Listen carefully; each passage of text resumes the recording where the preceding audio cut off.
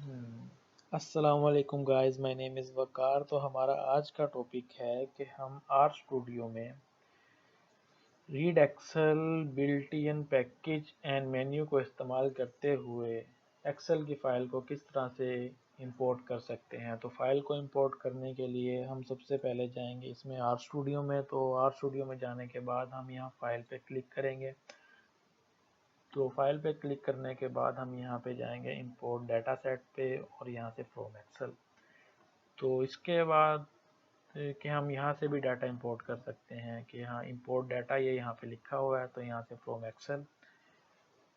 तो यहाँ पे डाटा इंपोर्ट करने के दो तरीके हैं कि अगर आप किसी साइट से डाटा इंपोर्ट करना चाहते हैं तो साइट का यहाँ पे आप ये यूआरएल पेस्ट कर देंगे तो आप उसका डाटा इंपोर्ट कर सकते हैं। तो ये देखेंगे कि यहाँ पे क्लिक करेंगे तो ये हो जाएगा कि साइट से डाटा फैच हो जाएगा। तो अगर आप साइट से डाटा फैच नहीं करना चाह रहे हैं तो अपने सिस्टम से करना चाह रहे हैं तो यहाँ पे ब्राउज़र पे आप क्लिक करेंगे। तो डेस्कटॉप पे मेरे पास फोल्डर पड़ा है एक्सेल का, तो इसमें है ये लेटेस्ट वाली फाइल। तो इसको इंपोर्ट करने से पहले मैं आपको एक चीज़ बता दूं कि ये जो हमारी फ़ाइल है ना, तो इस फाइल को हमने सेव करना है, सेव एज़ ये एक्सेल वर्कबुक में। ठीक है, तो इसको हम सेव कर लेंगे। तो सेव करने के बाद हम तो यहीं से जाएंगे अपना इसमें ब्राउज में, तो डेस्कटॉप और एक्सेल एंड देन लेटेस्ट। तो इसको हम यहाँ से ओपन करेंगे तो हमारा यहाँ पे डाटा रिट्रीव हो रहा है। तो ये देखें, तो हमारा यहाँ पे डाटा रिट्रीव हो चुका है। तो अब ये डाटे की इन्होंने यहाँ पे सारी वो भी दी हुई हैं करेक्टरिस्टिक्स।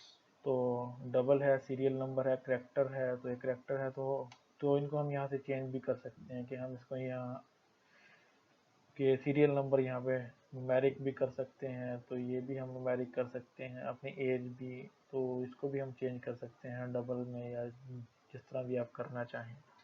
तो इसको करने के बाद तो हम यहाँ से अपने